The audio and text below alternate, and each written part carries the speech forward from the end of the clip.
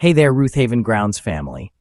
If you've ever stood in your garden in late summer, watching your tomatoes ripen, while simultaneously wondering what on earth you'll eat from your garden come February, then this article is for you. I'm about to share the succession planting system that transformed my garden from a seasonal food source into a year-round abundance machine. No more feast-or-famine cycles, no more empty beds staring back at you in the off-season. Just continuous harvests, 12 months a year. Let me be honest with you. Succession planting isn't just about throwing seeds in the ground every few weeks and hoping for the best. It's a strategic approach that works with nature's rhythms while maximizing every square inch of your growing space. The core principle is brilliantly simple. As one crop finishes, another is ready to take its place. You're creating an overlapping timeline where something is always growing, maturing, or ready to harvest. What makes this system truly revolutionary is how it challenges the traditional gardening mindset.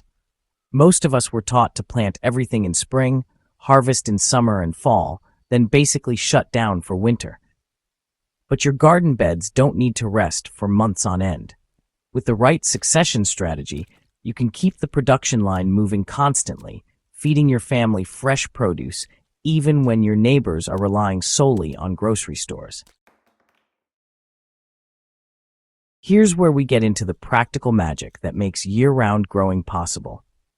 I've developed what I call the 3-tier timeline system, and it's been the backbone of Roothaven Grounds' continuous harvest success. Your first tier consists of quick-growing crops that mature in 30 to 45 days. Think radishes, lettuce, arugula, spinach, and Asian greens. These are your workhorses, the crops you'll replant every 2 to 3 weeks during their optimal growing seasons. For us, that means spring and fall primarily, though with proper shade cloth, you can extend some of these into summer as well. The second tier includes your medium-term crops that take 60 to 90 days from seed to harvest. Bush beans, beets, carrots, kohlrabi, and summer squash fall into this category. You'll stagger these plantings every 3 to 4 weeks, creating that beautiful overlap where you're harvesting one planting while the next is mid-growth and another is just sprouting. Your third tier encompasses the long-season champions that need 90 days or more.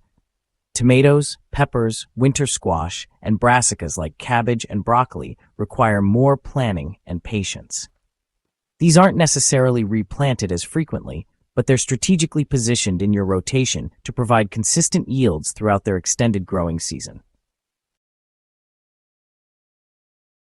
Let me walk you through how this actually works in practice throughout the year, because that's where theory meets reality. In January and February, while most gardens are dormant, you should have cold-hardy crops thriving: kale, Brussels sprouts, overwintered onions, and under-row covers, spinach and lettuce. This is also when you're starting seeds indoors for your spring plantings: tomatoes, peppers, and early brassicas. Come March and April, you're planting your first succession of cool season crops outdoors. Every 2 weeks, I'm putting in new rows of lettuce, spinach, peas, and radishes. Simultaneously, those January-started seedlings are being hardened off and transplanted. You're creating layers of production that will cascade into harvest at different intervals. May through August is when succession planting really shows its value. As soon as that first planting of bush beans is harvested, a new planting of beans or a completely different crop goes in. When spring lettuce bolts in the heat, that space immediately receives transplants of peppers or starts of heat-loving greens like amaranth. Nothing sits empty. Every harvested row is an opportunity for the next planting. September and October are honestly critical months that many gardeners overlook. This is your window for establishing crops that will carry you through winter. I'm planting garlic, multiplier onions, and overwintering varieties of lettuce and spinach. Cold frames or low tunnels go up over beds designated for winter salad greens. Asian greens like mizuna and tatsoi go in now for November and December harvests. November and December, you're harvesting those fall plantings while simultaneously enjoying the last of your storage crops and, beginning to plan and order seeds for the next year's cycle. The key is maintaining at least some actively growing crops, even in the depths of winter. Here's something that took me years to figure out, and honestly, I wish someone had told me sooner. Succession planting requires aggressive space management. You cannot be sentimental about plants that have peaked. When your lettuce looks even remotely close to bolting, it comes out. When bean production slows significantly, those plants are history.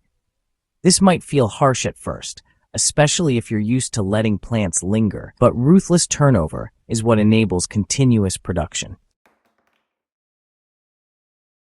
I use a technique called interplanting to maximize this efficiency even further. While my tomatoes are still young and taking up minimal horizontal space, I'm growing quick crops like radishes and lettuce between them. By the time the tomatoes need that space, those quick crops are harvested and gone.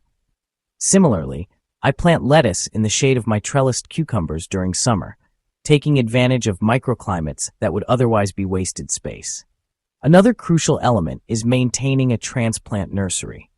I dedicate a small area to starting seedlings for the next succession while the current crops are still in the ground. This eliminates the downtime between harvests. When I pull spent plants, I have vigorous transplants ready to go and immediately, sometimes within hours. Now, I need to be real with you about climate considerations, because your succession planting system needs to be tailored to your specific growing zone. I can't give you exact dates without knowing where you're gardening, but I can teach you how to adapt these principles to your reality. First, know your first and last frost dates intimately. These anchor your entire planning calendar. Then, understand your summer heat patterns. Some regions can grow lettuce all summer with proper management, while others absolutely cannot. For the latter, you'll shift to heat-loving greens during those months and resume lettuce production in late summer. If you're in a truly cold climate where outdoor winter growing is impossible, focus on maximizing your growing season with season extension tools like cold frames, row covers, and hoop houses. Your succession plantings will be compressed into fewer months, but you can still achieve remarkable continuous harvests from April through November in many cold zones. For those in warm climates with mild winters, you actually have an advantage for year-round production. Your challenge becomes managing summer heat rather than winter cold. Embrace shade cloth, choose heat-tolerant varieties, and shift your focus to crops that thrive in your unique climate during each season. I know some of you are thinking, this sounds like it requires acres of land, but that's absolutely not true. In fact, succession planting is arguably even more valuable in small gardens because it maximizes limited space. A 4 by 8 foot raised bed can produce an astonishing amount of food when you're constantly cycling crops through it. The key is vertical growing and intensive spacing. Train vining crops upward on trellises, use every square inch efficiently, and don't leave bare soil exposed. Plant in blocks rather than rows when space is tight, maximizing your usable growing area. A small garden with active succession planting will outproduce a larger garden that sits partially empty half the year. Listen, the best time to start succession planting was 3 months ago. The second best time is today. Don't wait until you have the perfect plan or the ideal setup. Start with just one tier, perhaps those quick-growing greens, and begin replanting them every 2 weeks. Learn from that experience, then add your medium-term crops to the rotation. Build your system gradually, and you'll be amazed at how quickly you develop the rhythm and intuition that makes this feel natural. The Roothaven Grounds community has proven that anyone can implement this system and achieve remarkable results.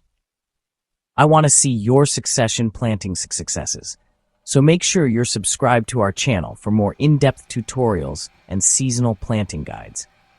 Share this article with fellow gardeners who are ready to break free from the feast or famine cycle and join us in growing food every single day of the year. Together, we're cultivating abundance, one succession at a time. Now get out there and plant something.